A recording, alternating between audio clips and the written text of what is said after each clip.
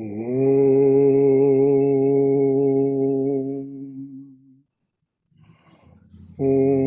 Sahana Vavatu Sahano Bhunaktu Sahaviryam Karavavahai Tejasvina Vaditamastu Mavidvishavahai.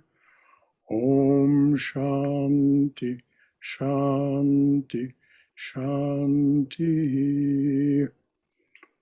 May the Divine Being look over us lovingly as a mother and father. May the Divine Being support and nourish us as a mother and father. May we have the strength and skill to study together the art of spirituality. May no misunderstandings arise amongst us. Om, peace, peace, peace be unto us and to all beloved beings everywhere. Oh, Jai Ma. Good morning, everyone. Namaste. Namaste. So, studying the art of spirituality is the frame of reference. Here's a further definition of that frame of reference. Each soul is potentially divine. The goal of human life is to manifest this divinity. Do this by work, worship, psychic control, or philosophy, one or more, or all four of these, and be free. Swami Vivekananda. So that's the frame of reference for everything that we discuss. In the past weeks, we discussed these practices, but in the order Sri Ramakrishna taught them: devotion, finding reverence, abandoning selfishness, jnana yoga, karma yoga, and sinking into silence, meditation, or Raja Yoga. We discussed those in some detail and gave some sense of how they might integrate with one another. This morning, we're taking up the topic of setting aside the mirror. Jnana Yoga, the philosophy portion that Vivekananda spoke of, Jnana Yoga, or Advaita Vedanta, the direct realization of Brahman. It is said this direct realization is achieved by resolutely ignoring everything we experience within time, space, and causation. By resolutely ignoring what we think of as our everyday reality. This is a most difficult and demanding path, as is self-evident from what was just said. From the Devi Mahatmyam we read, great inconceivable penances are the means for your realization. You, the supreme knowledge, are cultivated by sages desiring liberation, whose senses are well restrained, who are devoted to reality and have shed all the blemishes. Of course, in the Devi Mahatmyam, that is addressed to Brahman in the form of the Divine Mother. But as Sri Ramakrishna said, Shiva and Shakti, Brahman and Kali, Brahman and the energy of manifestation are one and the same. But let's just talk about these penances. Great inconceivable penances are the means for your realization of this, the supreme knowledge. Senses are well restrained. In other words, no longer outgoing. No longer outgoing. This resolute ignoring of the outgoing tendency. Who are devoted to reality. This is the form of devotion that is part of the Jnani's path, devoted to Brahman and Brahman alone, reality, capital R, and have shed all the blemishes. They no longer have any desires for what is described in Chaitanya's prayer. O Lord and soul of the universe, mine is no prayer for wealth or retinue, the playthings of lust or the toys of fame. Those and their various permutations, their various forms, are what is being discussed as the blemishes here, who have shed all the blemishes. Very demanding path. So what is it these sages are seeking? Yes. Here is some background. You still have that book that you had. Somebody has their mic open.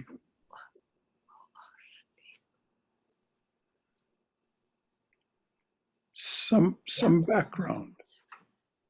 Here's some background on what these sages are seeking. Sage Vasistha told his student, Prince Rama, "O my dear child, how strange is this world bewitching Maya. Being deluded by this Maya, one cannot know the self, though the self has pervaded all through. One cannot know the self, though the self has pervaded all through the limbs of the body. As a stage set or the mirage water in the desert are not true. In the similar manner, this observable universe is not true."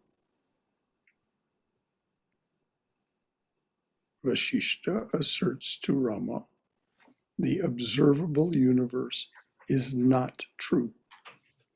To explain what he means by not true, Vasistha says, "This creation, which is merely of the form of a vibration of consciousness alone, this creation, which is merely of the form of a vibration of consciousness alone, is dissolved by accurate knowledge and arises again with false knowledge, just as the false knowledge of the snake arises on the rope," a very familiar metaphor within Vedanta.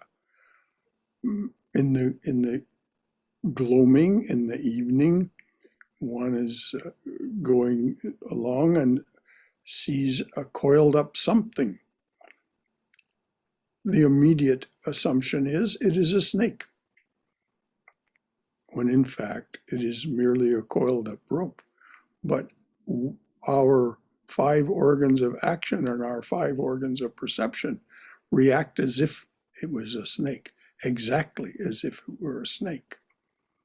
So this is what he means. False knowledge arises again, just as the false knowledge of the snake arises on the rope. According to Vasistha, this vibration of consciousness is Maya, which he describes as illogical, dreamlike, illusory, and deliberately delusory or deceptive, like a magic show. I'm going to repeat that.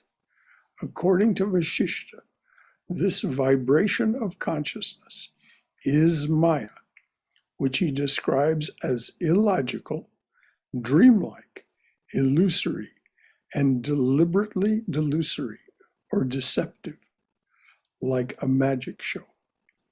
Your mind and your body are the mirror in which this magic show is reflected. And without many years of spiritual work, you may never truly believe it is but a dream. Yet, as a determined jnani, you can learn to set aside the mirror and realize Brahman, the all-pervading ever blissful self that is your true original nature.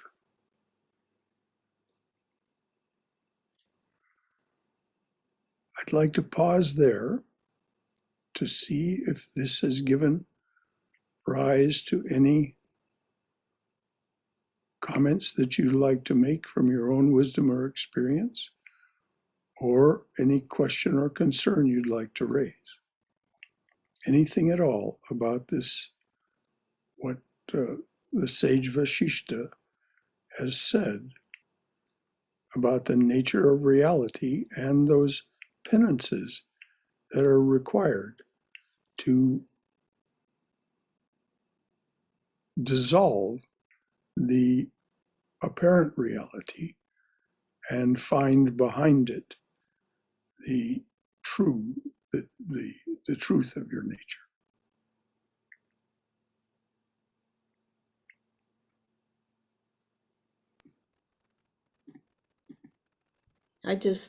I have a little interjection here, just Yes. for a second. Just how far-reaching these sorts of ideas are. The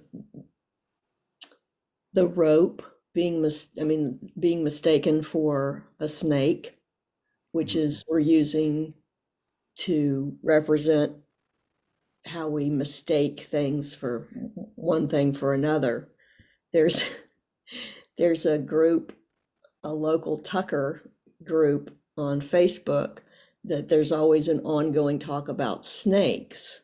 You know, what kind of snake is this? Or I saw the snake in my, and there are a few people who call it a nope rope.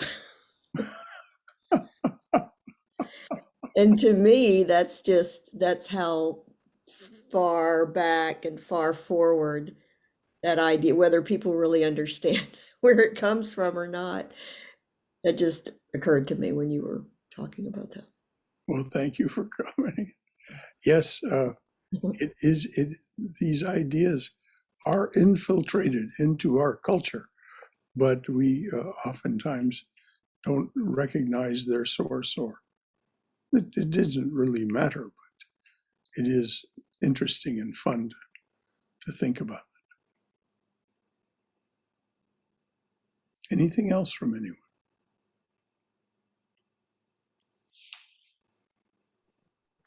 I can make a comment, Brother Shankara. Yes.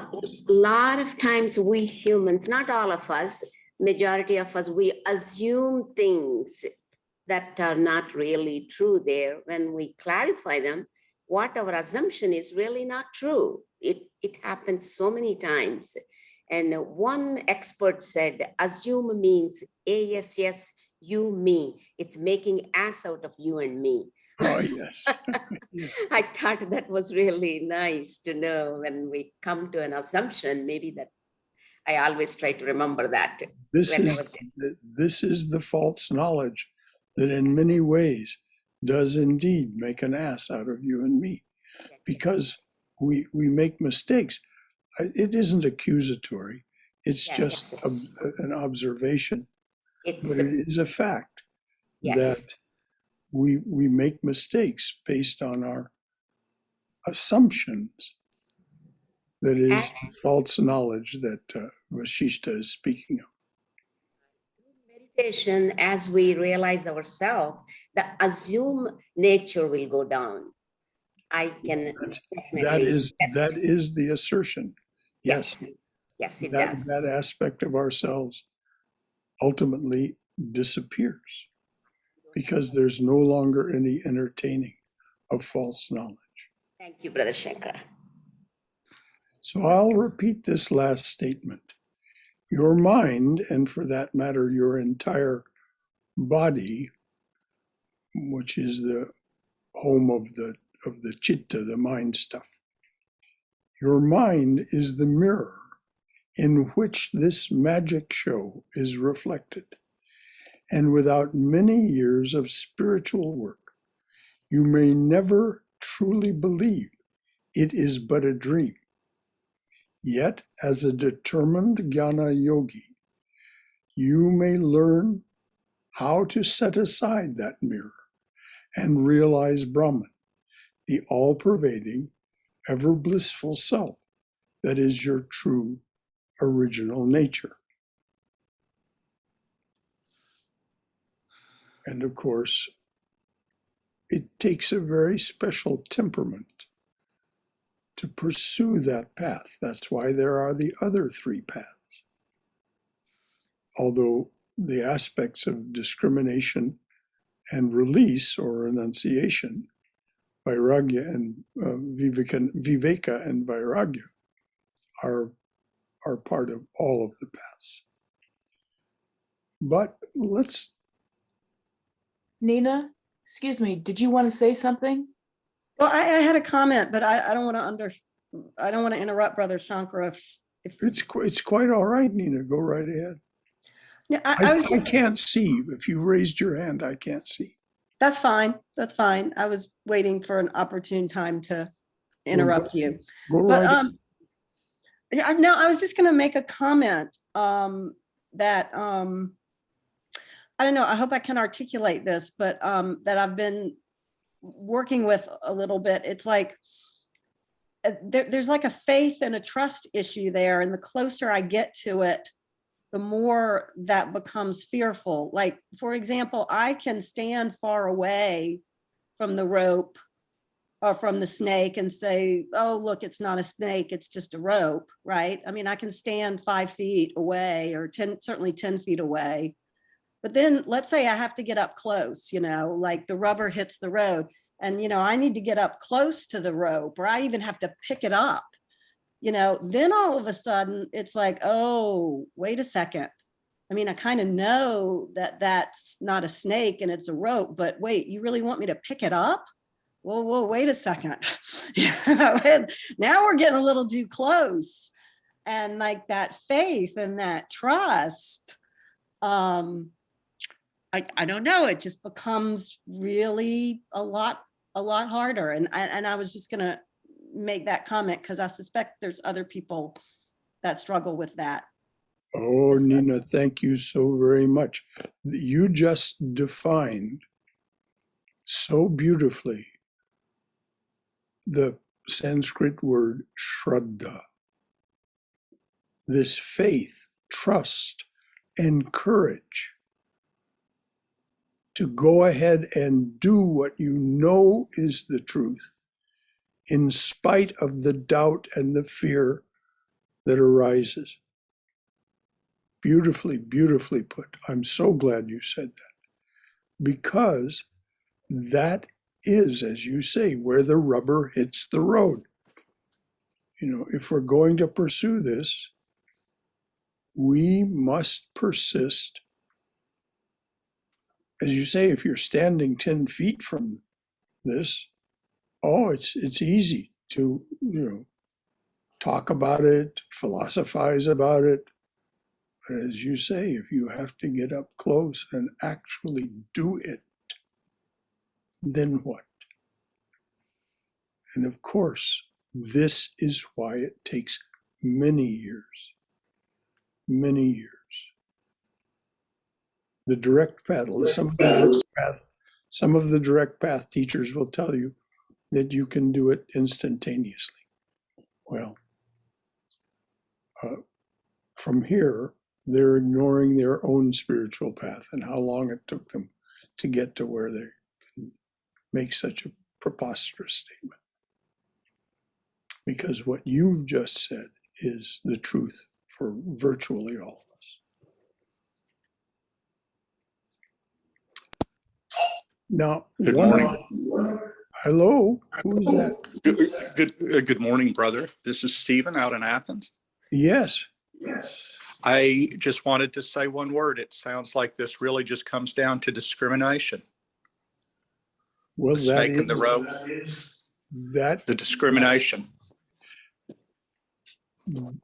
Well, yes, it comes down to discrimination, but having discriminated, then one must take the action of releasing what one has discriminated, what one has seen.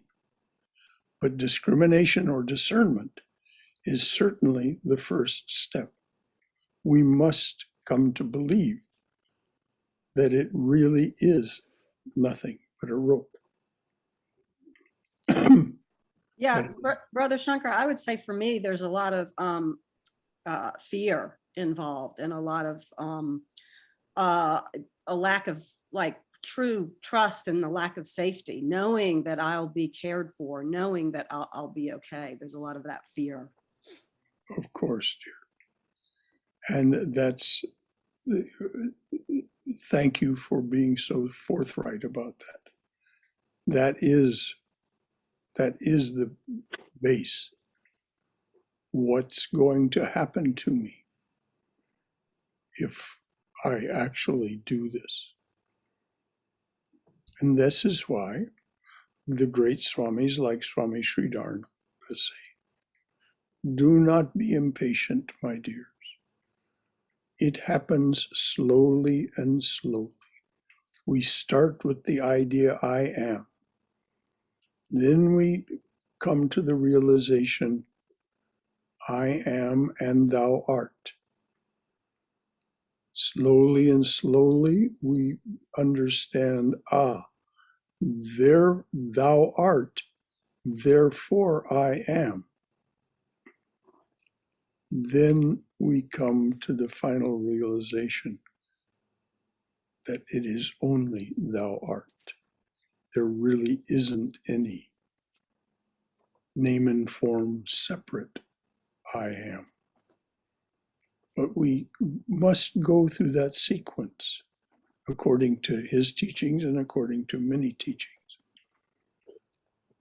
One of the things that we can do is we can look to modern science to get some very good information about the fact that Vasistha is not speculating. He's not philosophizing. He's speaking from direct experience when he says that the nature of manifest reality is vibration alone. So here's what science says about vibration being the essential nature of physical reality. This is from Quantum Explanations by a man named Dr. Don Lincoln. Now, why should we take Don Lincoln seriously? Don Lincoln has been a senior experimental particle physicist at Fermi National Accelerator Laboratory and guest professor of high energy physics at the University of Notre Dame. He has split his research time between Fermi Lab and the CERN laboratory in Switzerland. That's the biggest and most impressive and successful particle accelerator. He has co-authored more than 500 scientific papers on subjects from microscopic black holes and extra dimensions to the Higgs boson. Here's a little of what Don Lincoln knows. Now begins a quote from Don Lincoln. Physicists now use a class of theories called quantum field theories to describe physical reality. Let's think only about electrons. Everywhere in the universe, there is a field called the electron field. A physical electron isn't the field, but rather a localized vibration in the field. In fact, every electron in the universe is a similar localized vibration of that single field. Electrons aren't the only particles to consist of localized vibrations of a field. All particles do. Indeed, there is a field for every known particle, and for all of them, the thing that we visualize is a particle is just a localized vibration of that field. Quantum fields are really a mind-bending way of thinking. Everything, and I mean everything, is just a consequence of many infinitely large fields vibrating. The entire universe is made of fields playing a vast subatomic symphony. Physicists are trying to understand the melody.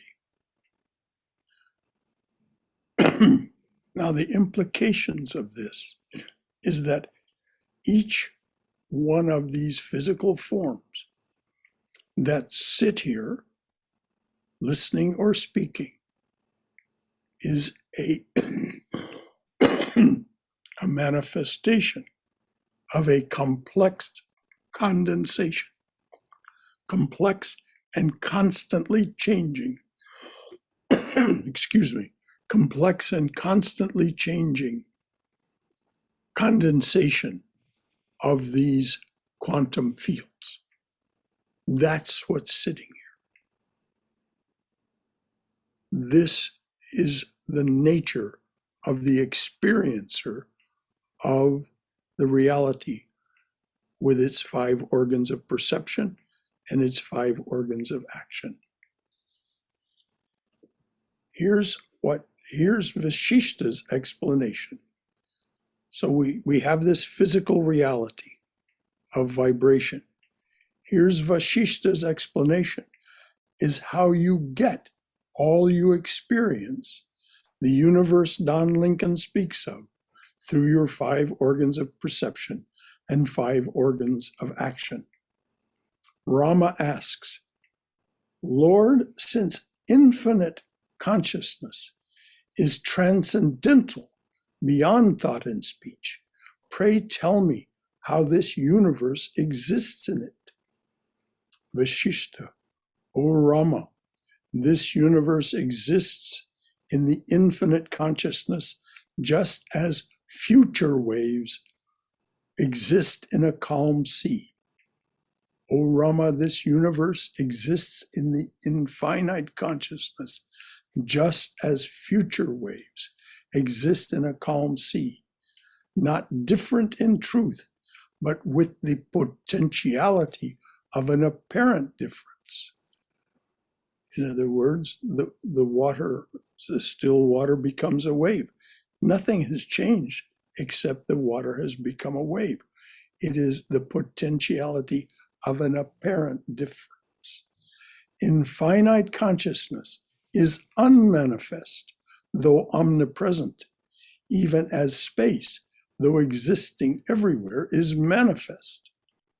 Just as the reflection of an object in a crystal can be said to be neither real or entirely unreal, one cannot say that this universe, which is reflected in the infinite consciousness, is real or unreal. So again, I'd like to pause and ask, is there any comment to be made from your own experience? We've had some buttes. Or is there any concern or question you'd like to raise based on what has been said about vibration, the nature of reality, and how we get what we experience from that dream of Brahman, Brahman's dream, as we'll see.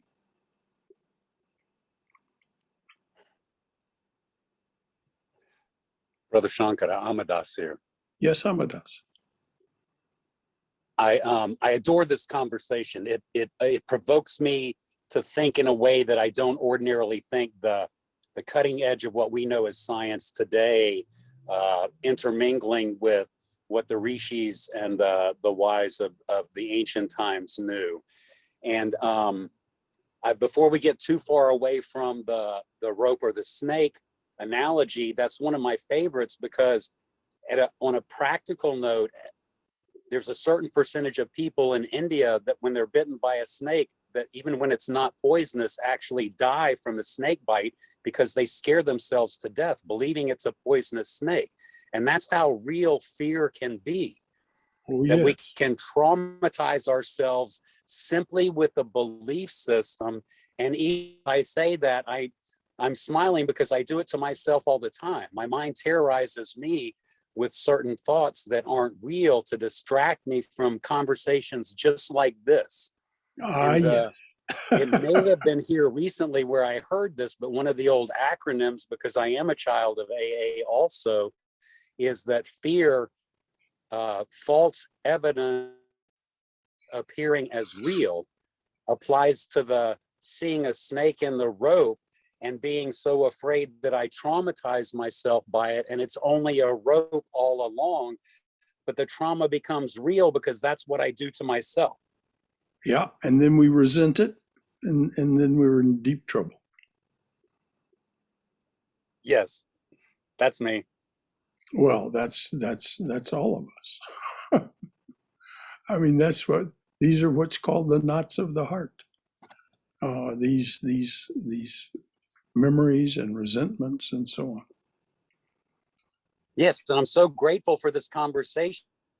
Thank you.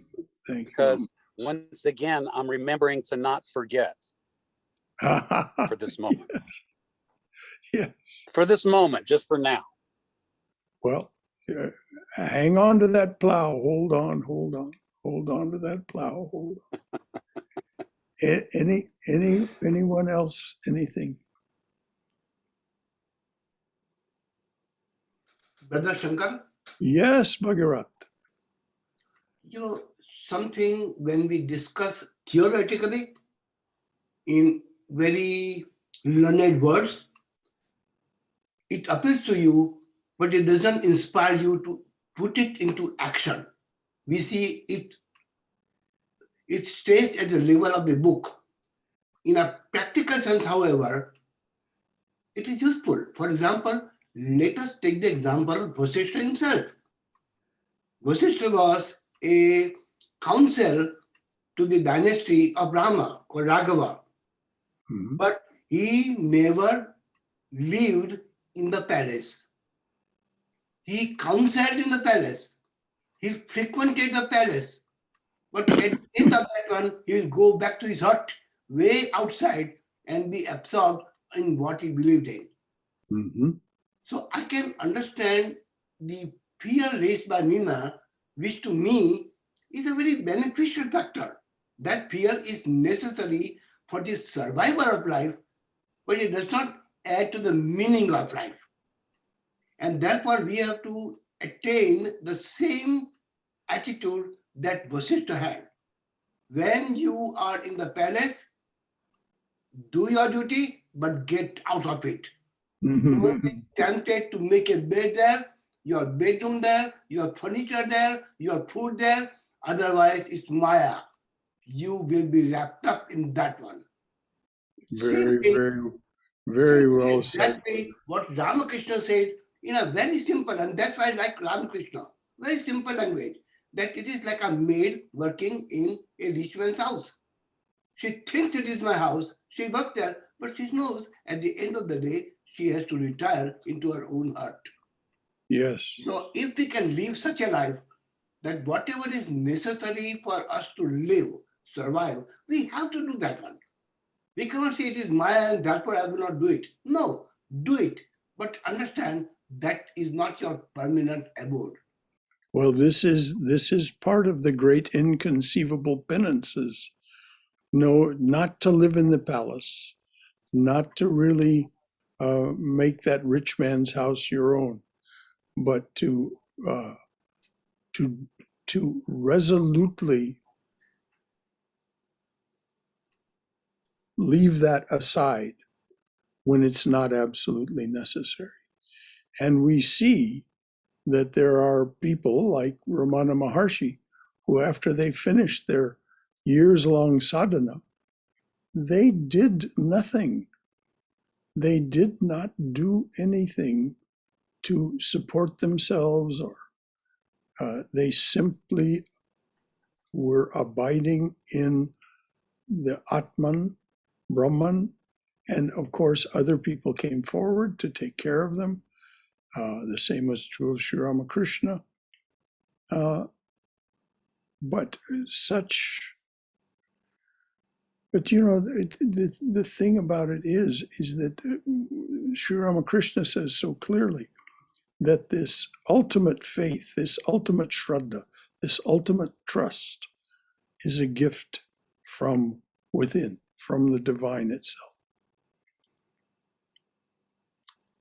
So that's how we manage to press on when we get to that thou art and I am,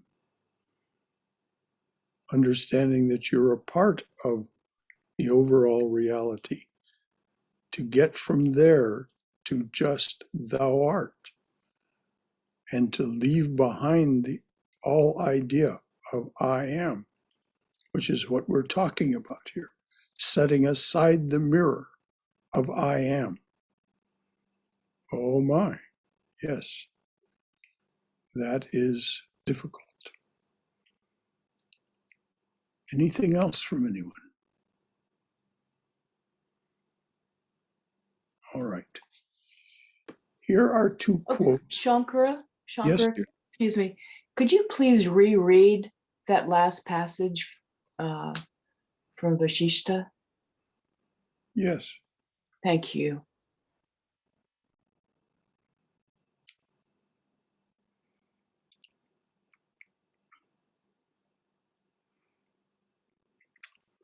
Rama asks, Lord, since infinite consciousness is transcendental, beyond thought and speech, pray tell me how this universe exists in it. Vasistha, O Rama, this universe exists in the infinite consciousness, just as future waves exist in a calm sea, not different in truth, but with the potentiality of an apparent difference. Infinite consciousness is unmanifest, though omnipresent, even as space, though existing everywhere, is manifest. Just as the reflection of an object in a crystal can be said to be neither real nor entirely unreal, one cannot say that this universe, which is reflected in the infinite consciousness, is real or unreal. Here are two quotes from the Chandogya Upanishad. The first is from Swami Prabhavananda's introduction to his translation of the Upanishads called Breath of the Eternal. This is the quote. Brahman is all. From Brahman come appearances, sensations, desires, deeds. But all these are merely name and form. To know Brahman, one must experience the identity between him and the self, or Brahman dwelling within the lotus of the heart. Only by doing so can one escape from sorrow and death and become one with the subtle essence beyond all knowledge. Become one with the subtle essence beyond all knowledge, that is, what we can know through our organs of perception and action. And at the end of the Chandogya, Uddalaka is having a conversation with his son. And he says, in the beginning, the sage Uddalaka is speaking to his son. In the beginning, there was existence alone, one only without a second. He, the one, thought to himself, let me be many, let me grow forth.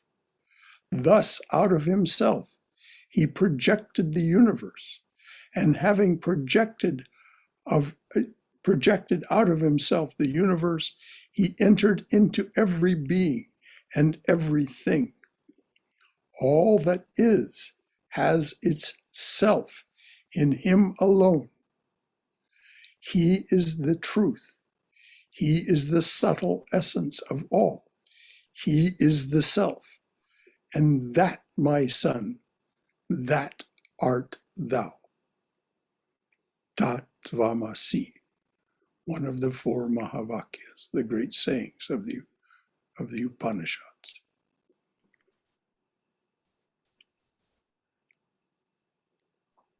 He is the subtle essence of all. He is the self. And that, my son, that art thou.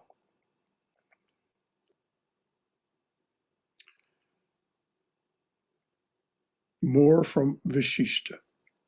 This is from the Yoga Vasistha Sara, Nectar of Supreme Knowledge, as translated and out of the Bengali, actually, and offered to us, given to us as a book by Swami Sarvadevananda. So this is Yoga Vasistha. Vasistha says, like the reflection, like the reflection of trees on the bank of a lake, all visible objects are mere false reflections in the vast mirror of consciousness. This world picture is superimposed by Maya on one's essential consciousness, just as a painting is on the canvas. As soon as it is ignored, that is rejected with the view of indifference, as soon as it is ignored, it is rejected with the view of indifference, there remains only consciousness as the substratum. So I'm going to read that again from the beginning. Like the reflection of trees on the bank of a lake, all visible objects, in other words, anything you can experience, all visible objects are merely false reflections in the vast mirror of consciousness. This world picture is superimposed by Maya on one's essential consciousness, just as a painting is on canvas. As soon as it is ignored, as soon as it is rejected with the view of indifference, there remains only consciousness as the substratum. And that, of course, is the nut, the being able to reject all of the world picture with indifference.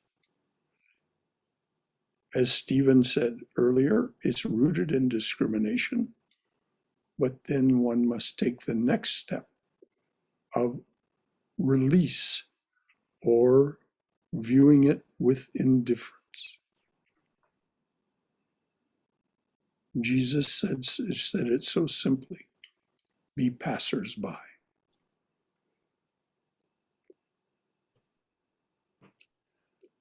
So before I go back to the text and the final statement, is there anything else from anyone? Brother Shankara, Yes, dear. one subtle point I want to bring up, and that is from Ishavasya Upanishad, the very first stanza. Ishavasyam idam sarvam. The whole universe is pervaded by Isha, by the supreme power, the Brahman. Therefore, tena yaktena punjita. So, with this awareness, enjoy everything that is given by God, but with a caveat. Don't stay there. Renunciate first and then enjoy. So that what I want to point out that instead of, yes, we must all have that deep awareness that everything here that we enjoy through our senses and our perception, our action, all the beauty of the nature, our family, our joys, our sorrows, whatever. So instead of totally rejecting them, go through the experience, enjoy even in the proper way, but all the time, at the back of that, never forget that this is not yours, this does not belong to you. It's all God's grace. And we are here on a rented property. Nothing belongs to us. Nevertheless, enjoy and transcend. That's what I find very comfortable in the sense that I'm keeping my awareness alive through every experience. I'm trying at least. Beautifully said, Uma. Yeah. And of course, I didn't give the caveat at the beginning of this talk, Yeah. but the caveat is that none of this is meant as instruction for any of you as individuals. Right. You Right. take from it what you can. Yeah. And what you described just now is what Sri Ramakrishna called the step beyond jnana Mhm. or advaita. Mm. He called it vijnana, special knowledge. And it's you approximated it very well, that everything Mm. is a manifestation of Brahman. Mhm. Everything is the divine. Mm. But that's what we get to when we experience thou and thou alone. From I am to I am and thou art, to thou art and I am, and then thou and thou alone. If we remain embodied after that, then we see everything as thou and thou alone. Yes. But there are a group of human beings.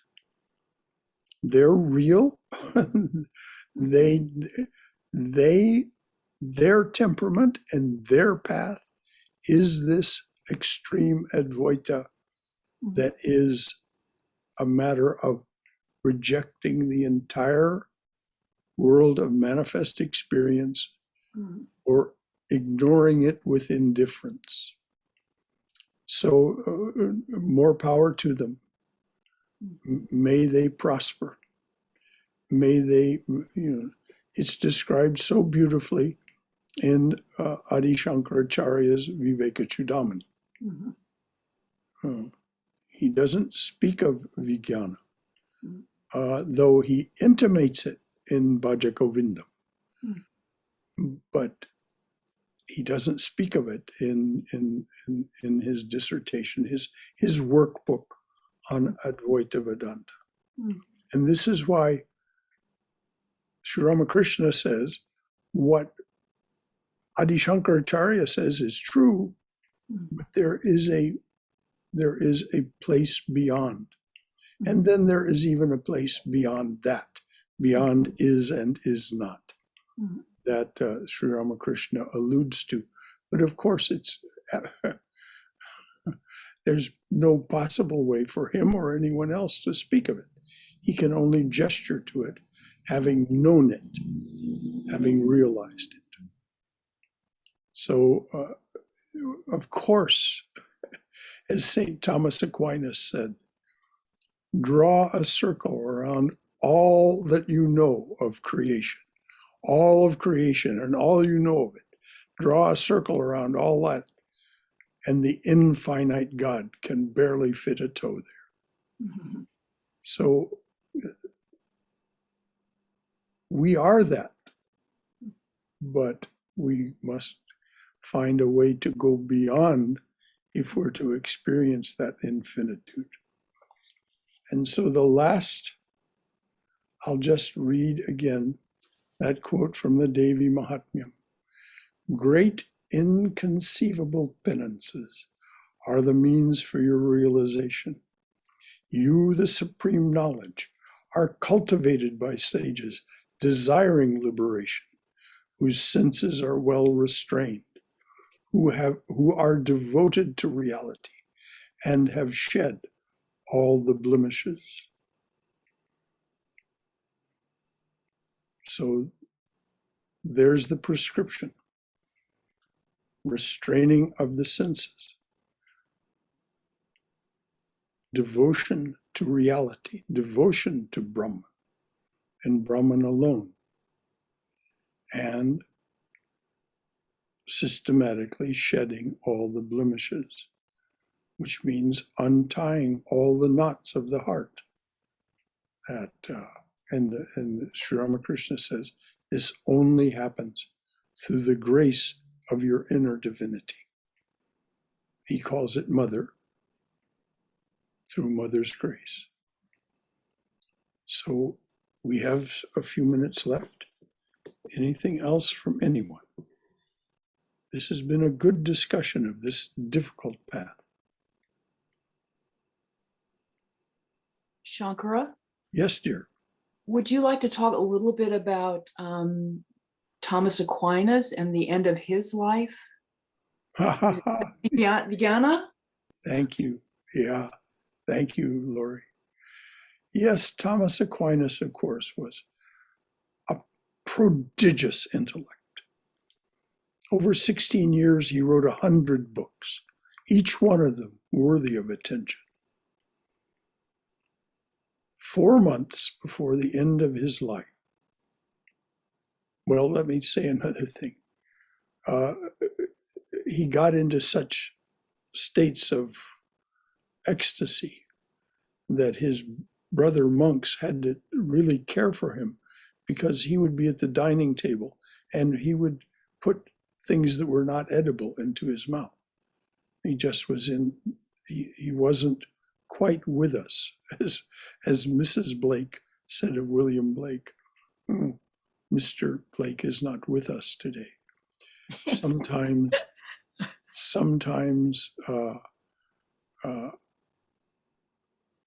Thomas Aquinas was not quite with us. But 4 months before the end of his life, he was celebrating Mass in the cathedral in Naples, Italy. And something happened. He experienced transcendental consciousness, is evident from what he said of it. And what he said was, among other things, but one of the most notable things he said was that everything he had written, all of his works, were as straw fit to line the floor of a stable compared with what he knew now. So this is what is meant by that knowledge that is part of thou art and I am, and which is transcended beyond thought and speech, as Christ said, the peace that passeth all understanding. Understanding, what is understanding? Speech and thought. The peace that passeth all understanding. And this is what Aquinas experienced. So yes, this is, but what is assured to us is assured to us by teacher after teacher through the ages, saint after saint through the ages. is that this is available to all of us, not just through this extreme path of Advaita Vedanta, but through each of the paths. And Sri Krishna says so beautifully and so compassionately, I think it's in chapter 6 of the Gita, he says that whatever path you follow, if you follow it sincerely and your desire is for union with the divine, he will make it work for you. He, the transcendental consciousness made manifest, he will make it work for you as the divinity that exists within you, and you will come to liberation or union with the divine. So it's available to each and every one of us. It's not beyond anyone's reach. Any thought or comment from anyone?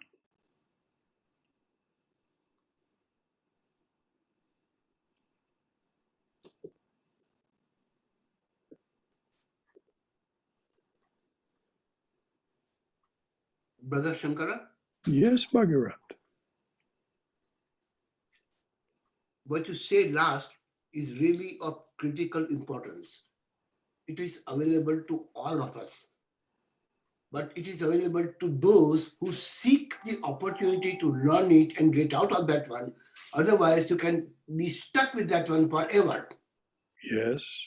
So coming, to the snake and the rope, and Swami Yogeshananji hated that. He says, when would Vedanta ever come out of this simile where snake is not a normal danger to all of us? Mhm. But if you see as an example, to a snake catcher, snake is no problem. Yes. He's neither fearful nor bitten. I've been in India and saw thousands of snake bite cases, but they all were affecting those people who were afraid of the snake. The snake never bit someone who knows how to catch a snake, because Yes. he knows exactly the trick of it. What a wonderful follow on to that simile, Bhagirath. Thank you. That is a trick we have to learn. And although Uma said that you can enjoy everything and still get out of that one, it is so difficult because, like Vasistha says, it's a Maya. It eclipses you. Once you are in it, then you are like a snake who goes twist around you. You are in the tight grip of the snake, and then you can't get out. And therefore, the availability of an opportunity to each one of us is exemplified even in modern days and yesterdays by so many people. Oh, yes. Acharya got out of samsara as a child, but went back to serve his mother when she was dying. He was not afraid that if I go back to my mother once again, I'll be catch hold in the household and again I will be a samsari. He never was afraid of that one because he had learned the trick of the trade. Mhm. That applies even to our chairman of surgery department. He came from Harvard. And he was always so calm, unlike a surgeon. Never got angry, never got impatient. And one time I just heard that he resigned. And no farewells, he didn't want anything. Until 4 years after, I learned that he's working in Africa as a missionary surgeon. So he's still doing the surgery, but now it's a missionary surgery. Ah, So what a he has blessed caught the path. snake.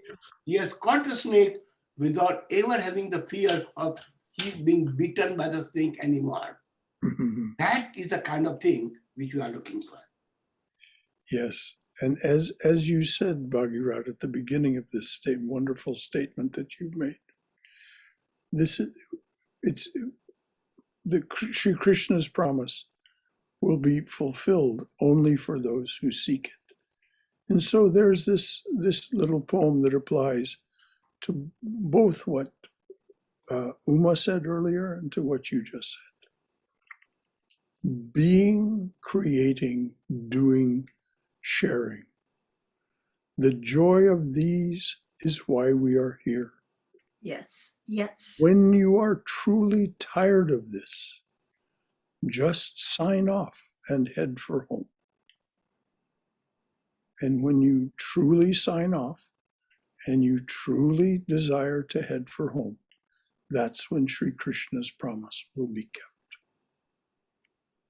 Because it exists within you already. Yeah. It's not something that comes from outside. Yes. Very much, very much. Anything else from anyone?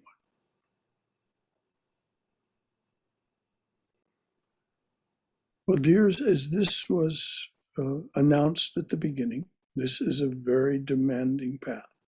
It is not for everyone. That's why there are the other 3 yogas. And if we recollect what is said over and over in the Gospel of Sri Ramakrishna, he recommends bhakti as the path for this time. He recommends devotion.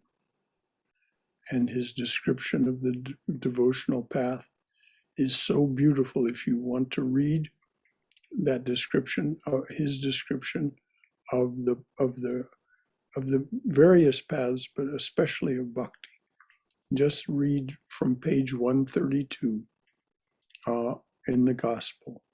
It's Keshab, and Keshab takes the master on a steamer trip, Oh, yeah. and the master delivers this beautiful presentation of what it means to be a spiritual aspirant and what the paths are, and what it is absolutely quintessential. Starting on page 132 in the full gospel. So I highly recommend that to any one of you, particularly any of you who wonder what Sri Ramakrishna means in some detail by following the path of bhakti. And he is so clear about why.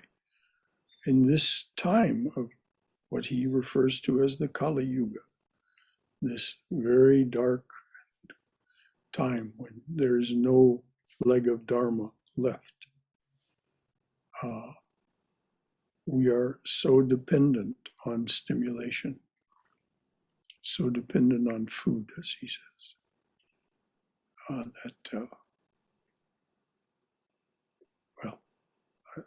that's a whole other talk. Anything else from anyone? All right, dears. Let there be peace in outer space. Let there be peace in the sky, on the earth, and in the waters. Let there be peace in the herbs, the plants, and the trees. May the gods be peaceful. May the whole universe be pervaded by peace. Let that infinite, universal peace prevail throughout my being. Om Shanti, Shanti, Shanti. Peace, peace, peace be unto us and to all beloved beings everywhere. And the final salutation. Jai Shri Guru Maharaj Ji Ki Jai. Durga, Durga, Durga. May we be safe. May we be healthy. May we be cheerful. May we have peace of mind. May we go forward in the loving and protective embrace of the Divine Being as our Mother and Father. So until next time, any final thought or comment from anyone? All right, dears. I'll sign us off. And as always, such a joy to be with you. And may it continue. Thank you so much. Thank you. Jai, Jai, Jai Ma. Thank you. Bye.